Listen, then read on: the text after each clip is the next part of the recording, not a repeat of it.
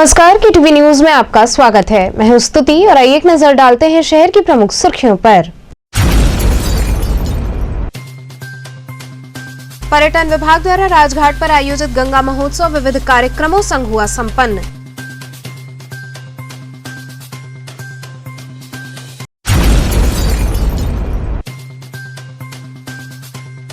महाराष्ट्र के विधायक व सपा प्रदेश अध्यक्ष अबू आजमी के वाराणसी आगमन पर कार्यकर्ताओं ने किया जोरदार स्वागत।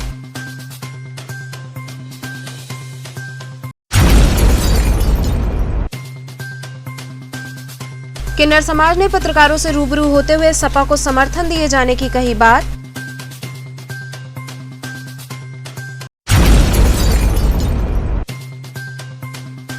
और आदर्श गांव नागेपुर में 3 दिनों से पेयजल आपूर्ति बाधित होने के कारण ग्रामवासियों ने किया प्रदर्शन।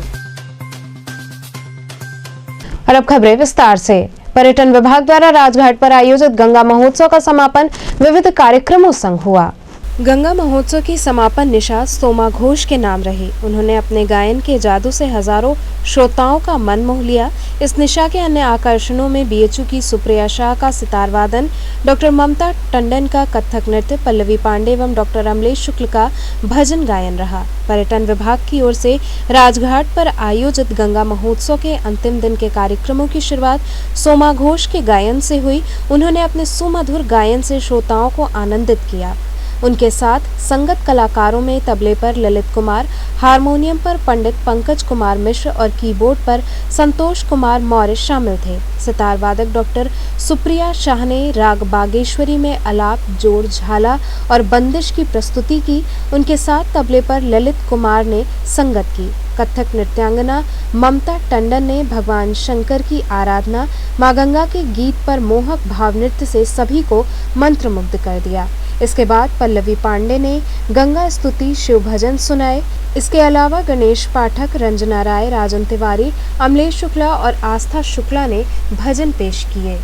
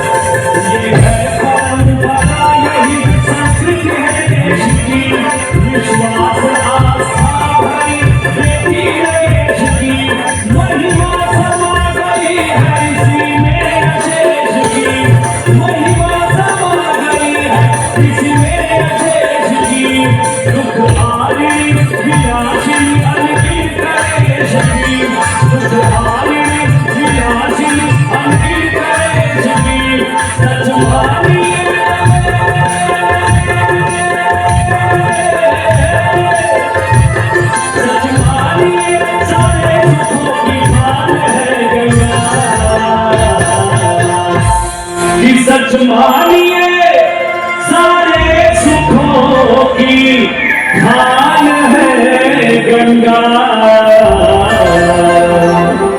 तो पूजा है धर्म दीन है ईमान है गंगा, पूजा है धर्म दीन है ईमान है गंगा।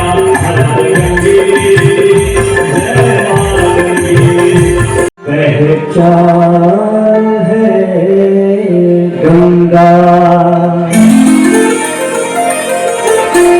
की मर्यादा है इस देश की, पहचान है गंगा। मर्यादा है इस देश की, पहचान है गंगा। और क्या है गंगा? अगर अच्छा लगे तो तालियों का उत्सव होना चाहिए कि पूजा है धर्म दीन है ईमान है गंगा। पूजा है धर्म दीन है ईमान है गंगा। मर्यादा है इस देश की, पहचान है गंगा।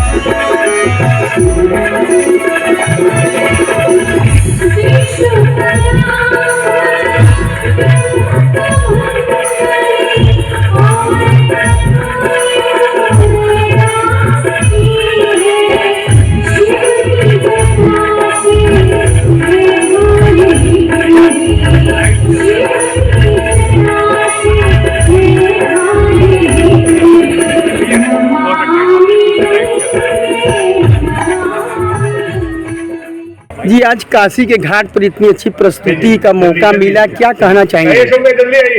काशी संस्कृति की राजधानी है और यहाँ पर संस्कृति हमेशा अटूट रहेगा।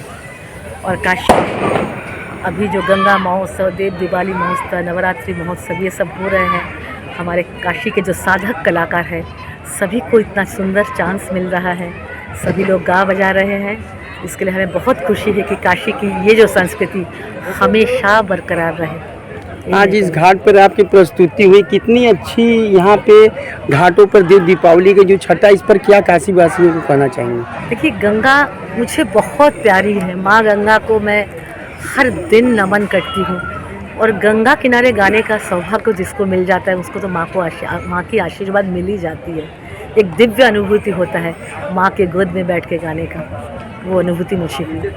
महाराष्ट्र के विधायक व सपा प्रदेश अध्यक्ष अबू आजमी के वाराणसी आगमन पर कार्यकर्ताओं ने उनका जोरदार स्वागत किया। बिनियाबाग स्थित एक कॉम्प्लेक्स में समाजवादी पार्टी द्वारा सभा का आयोजन किया गया, जिसमें महाराष्ट्र के विधायक व प्रदेश अध्यक्ष अबू आजमी मुख्य अतिथि के रूप में पहुंचे, जहां कार्यकर्ताओं ने नारेबाजी करते हुए उनका स्वागत किया। इसके साथ ही माल्यार्पण कर उन्हें स्मृति चिन्ह भेंट किया। वहीं मुख्य अतिथि ने पत्रकारों को बताया कि 2022 के चुनाव में जनता जुमलेबाजी की सरकार को जड़ से उखाड़ कर फेंकेगी। समाजवादी पार्टी सरकार बनाने जा रही है। अब जनता परिवर्तन चाहती है, इसलिए हम लोग परिवर्तन यात्रा के माध्यम से जनता को जगाने का कार्य कर रहे हैं। इस मौके पर जुबैर अहमद, विष्णु शर्मा, आशुतोष सिन्हा, सुजीत यादव, पारसनाथ जायसवाल, ईशान श्रीवास्तव, राजकुमार जायसवाल, राजू यादव, उमा यादव सहित बड़ी संख्या में कार्यकर्ता उपस्थित रहे।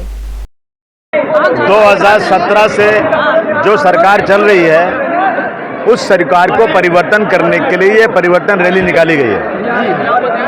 बीजेपी की सरकार में हिंदू मुस्लिम एकता को बहुत बड़ा खतरा पैदा हो गया है। हमारी गंगा जमुनी तहजीब बर्बाद हो रही है। महंगाई चरम सीमा पर है। कोविड में हमारे भाइयों की लाशें गंगा जमुना में बह रही हैं।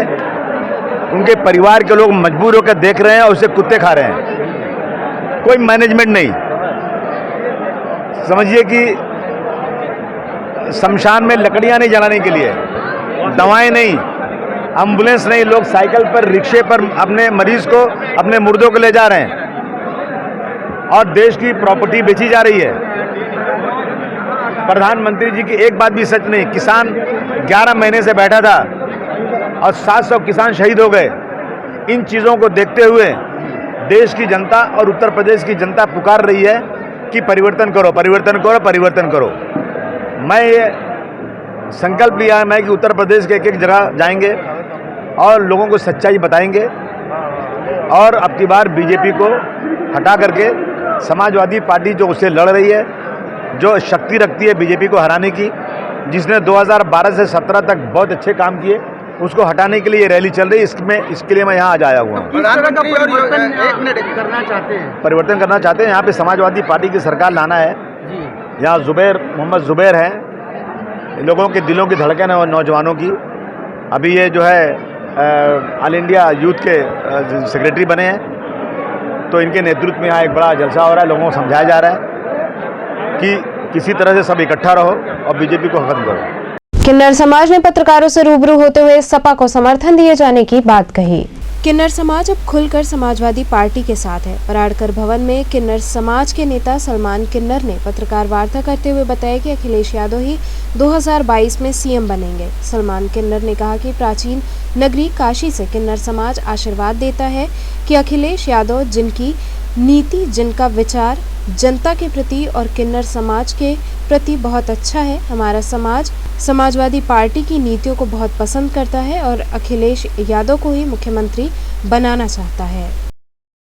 आज कॉन्फ्रेंस इसलिए बुलाया कि हम सपा पार्टी का समर्थक करते हैं और काशी के प्राचीन नगरी से अखिलेश भैया को आशीर्वाद देते हैं कि 2022 में पूर्ण बहुमत से सरकार बनाए और वो सीएम बने। तो कितने लोग के साथ आज आपने इसमें? आज कम से कम हमारे किन्नर समुदाय के 10 लोग हैं। इसके बाद आप 20-25 लोग आए जी। जी आगे क्या करेंगे आप लोग? आगे क्या करेंगे? जैसे हम ताली बजा के हम बधाई मांगते हैं, वैसे ताली बजा के वोट भी मांगेंगे। क्या हुआ, हम एक घर थोड़ी जाते, हम तो 100 घर जाते हैं रोज। क्या आप तो मांगेंगे ताली बजा के वोट? बात कर, हाँ बस बिल्कुल। तो समाजवादी पार्टी में आई है तो क्या संदेश देने का प्रयास करेंगे? समाजवादी पार्टी में हम लोग आए, बहुत अच्छा लगा। और मैं काशी नगरी से किन्नर समाज की तरफ से, हमारे पुण्य किन्नर समाज की तरफ से मैं कहना चाहती हूँ ये कि जैसे हम जजमान को दिल से आशीर्वाद देते हैं, वैसे अखिलेश जी को भी मैं दिल से आशीर्वाद देती हूँ कि उनकी सरकार आनी चाहिए 2022 में। किस लिए आप लोगों ने पार्टी को ज्वाइन किया? क्या देख करके क्या चाहती है जनता के लिए? जनता के लिए मैंने ये देखा कि हाँ वो अच्छी पार्टी है और अच्छा सपोर्ट हमें मिलेगा और किन्नर समाज को भी मिलेगा अच्छा सपोर्ट।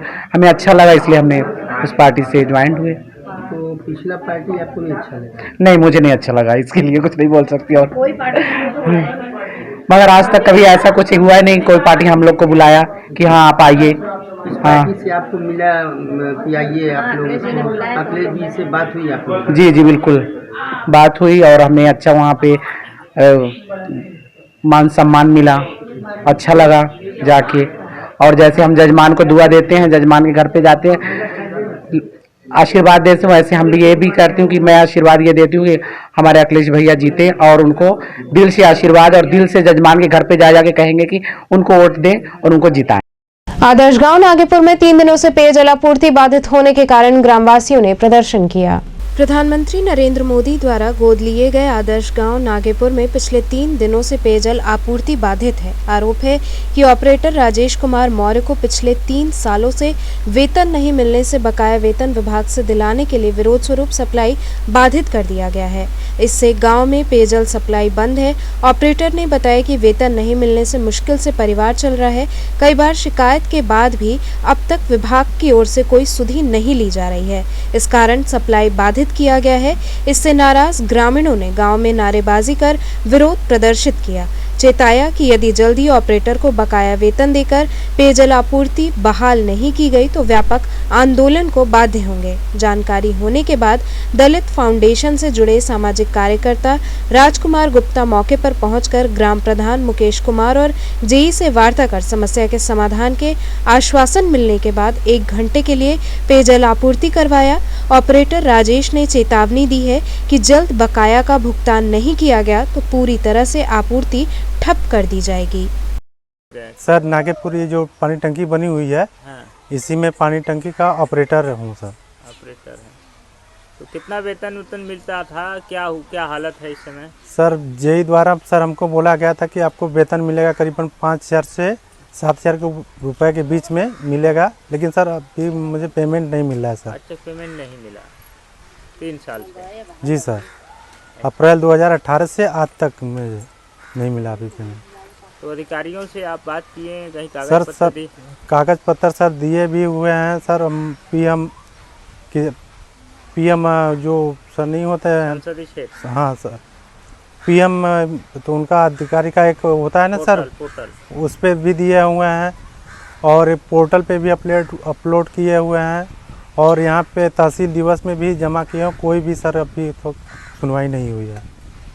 कोई सुनवाई नहीं हो रहा है? नहीं सर। यहाँ कुछ गांव के लोग बोल रहे हैं कि 3-4 दिन से हम लोगों को पानी की ठीक से सप्लाई नहीं अब मिली। सर बात किए थे सर, अधिकारी लोगों द्वारा बात हुई थी तो बोले कि पेमेंट दे दीजिए।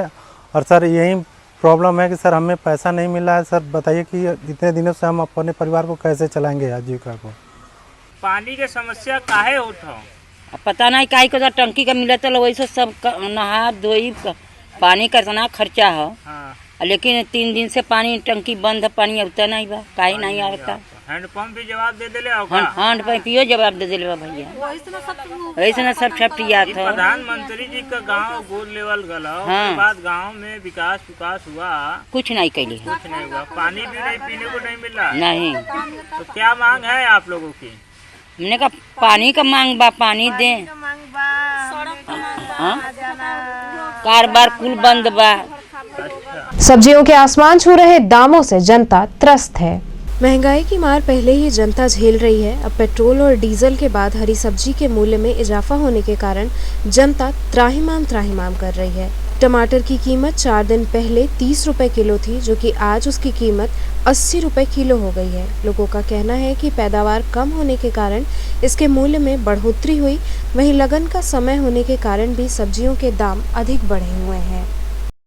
महानगर कांग्रेस कमेटी द्वारा दक्षिणी विधानसभा में भाजपा भगाओ महंगाई हटाओ पदयात्रा निकाली गई। महानगर कांग्रेस कमेटी के तत्वाधान में दक्षिणी विधानसभा में महंगाई के खिलाफ पदयात्रा निकाली गई। पदयात्रा की शुरुआत महान स्वतंत्रता सेनानी चितरंजन जी की प्रतिमा पर माल्यार्पण कर की गई। यात्रा गुदौलिया, घुघरानी गली, हड़हा होते हुए मैदान भारत रत्न स्वर्गीय राजीव गांधी की प्रतिमा पर पहुंचकर समाप्त हुई। वहीं सभा को संबोधित करते हुए वक्ताओं ने बताया कि भाजपा भगाओ महंगाई हटाओ पदयात्रा पूरे प्रदेश में विधानसभा स्तर पर चल रही है। प्रदेश व देश में बिजली से लेकर पढ़ाई, दवाई, पेट्रोल, डीजल, रोजमर्रा की वस्तुएं, खाद, बीज में अत्यधिक मूल्य वृद्धि की गई है। 2022 में बदलाव निश्चित होगा। किसानों की लगभग 1 वर्ष चले आंदोलन के दबाव में सरकार झुकी व तीनों बिल वापस हुआ। इसे किसानों की जीत व कांग्रेस पार्टी के पूर्व राष्ट्रीय अध्यक्ष राहुल गांधी के सराहनीय योगदान को समर्पित करते हुए आंदोलन में शहीद किसानों को भावभीनी श्रद्धांजलि भी अर्पित की गई। यात्रा में राघवेंद्र चौबे, फसाहत हुसैन बाबू, मनीष मरोलिया, गणेश शंकर पांडे, सीताराम केशरी, डॉक्टर राजेश गुप्ता समेत सैकड़ों कार्यकर्ता उपस्थित रहे। स्मार्ट सिटी के तहत घाटों पर लग रहे साइनेज से धर्म का खिलवाड़ होने का आरोप लगाते हुए कांग्रेस नेता अजय राय ने नगर आयुक्त को पत्र लिखा।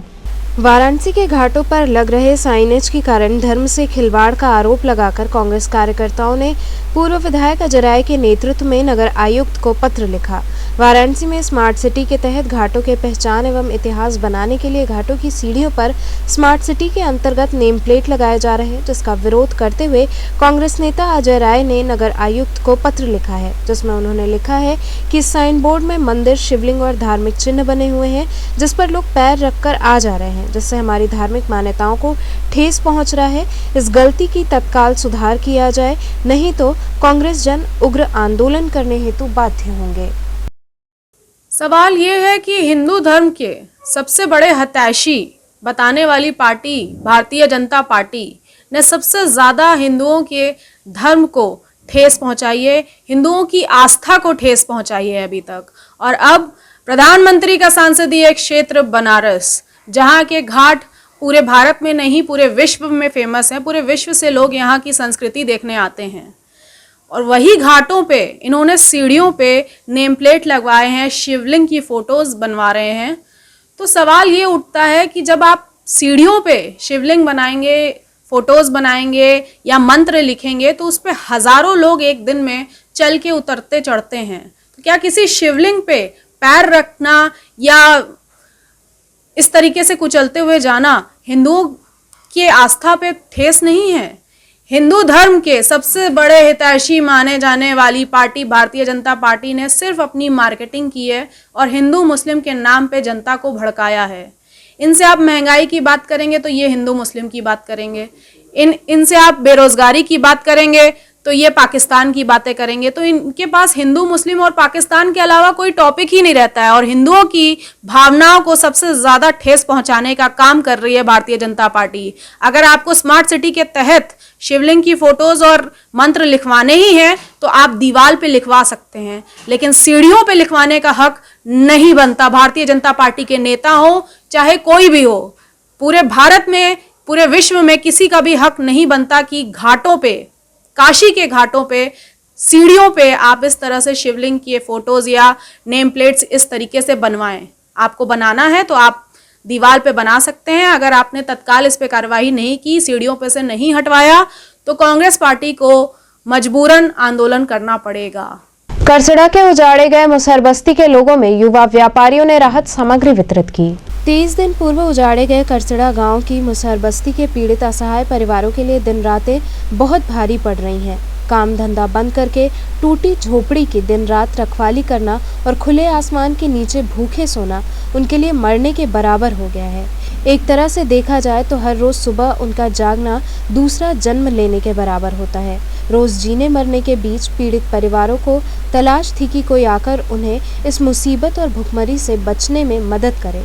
इस काम को पूरा किया काशी के बनारसी साड़ी के कारोबारियों ने उनके बीच 15 दिन का पर्याप्त खाद्य सामग्री वितरित करके। पीड़ितों की जरूरत और मजबूरियों को देखते हुए युवा व्यापारियों ने मिसाल पेश कर रविवार को करसड़ा गांव के उजाड़े हुए मुसहर बस्ती के पीड़ितों के बीच राशन वितरित किया। दलित फाउंडेशन से जुड़े सामाजिक कार्यकर्ता राजकुमार गुप्ता ने बताया कि यहाँ के मुसहरों के आशियाने को तहसील प्रशासन द्वारा गैर कानूनी तरीके से बुलडोजर लगाकर उजाड़े हुए आज पूरे 23 दिन बीत गए हैं। पीड़ित परिवारों के छोटे बड़े सभी सदस्य खुले आसमान के नीचे भूखे रहने को मजबूर हैं। राहत सामग्री वितरण में योगीराज सिंह पटेल, वीरभद्र सिंह, अनिल कुमार, विशाल, नम्रता, अभिषेक, बलदेव इत्यादि लोगों ने सहयोग दिया। नमस्कार मित्रों, जैसा कि आप लोगों को पता है, वाराणसी का एक इलाका है करसड़ा, वहाँ पर एक छोटी सी बनवासी मुसहर समुदाय की बस्ती थी, जिसे पिछले 29 अक्टूबर को प्रशासन द्वारा गैर कानूनी तरीके से उजाड़ दिया गया था, जहाँ पे इनके बसाने की कवायद के लिए तमाम सामाजिक संगठन के साथी जुड़े हैं। इनके घर मकान टूटे, ये प्लास्टिक का तिरपाल लगा के कैसे ही ठंड में रह रहे थे। सामाजिक संस्था के साथियों ने इनको कंबल दिया, इनका स्वास्थ्य बिगड़ रहा था, इनकी दवाइयां भी किए। और आज बनारस के कुछ युवा व्यापारी जो अपना फोटो, अपना नाम तक भी नहीं बता रहे हैं, नहीं सामने आ रहे हैं, ऐसे महामानव इन पीड़ित लोगों के बीच आके इनके परिवारों को 15-15 दिनों का राशन दिए हैं, जिसमें हर परिवार को 10 किलो आटा है, 10 किलो चावल है, 1 किलो दाल है, चीनी है, चाय है, तमाम खाद्यान्न के वस्तुएं प्रदान कर रहे हैं। और हमारा निवेदन है इस वीडियो के माध्यम से तमाम सामाजिक और राजनीतिक संगठन के साथियों से आग्रह है कि इनको पुनः बसाने के लिए आप लोग प्रयास करें और पीड़ित के बीच आकर इनको जरूरत की चीजें जो आपको समझ में आए इनके बीच दें। तो चलते चलते पुनः एक नजर डालते हैं शहर की प्रमुख सुर्खियों पर। पर्यटन विभाग द्वारा राजघाट पर आयोजित गंगा महोत्सव विविध कार्यक्रमों संग हुआ संपन्न।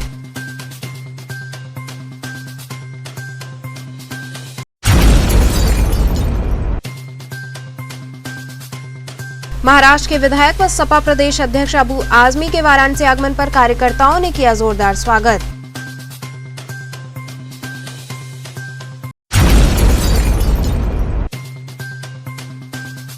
किन्नर समाज ने पत्रकारों से रूबरू होते हुए सपा को समर्थन दिए जाने की कही बात।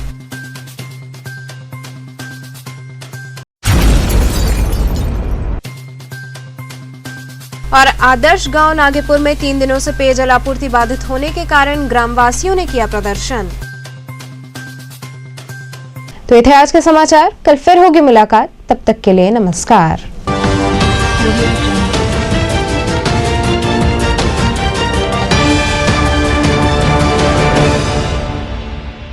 खबरों से जुड़े रहने के लिए हमारे चैनल KTV वाराणसी को सब्सक्राइब करें और लेटेस्ट अपडेट्स के लिए बेल आइकन को प्रेस करें।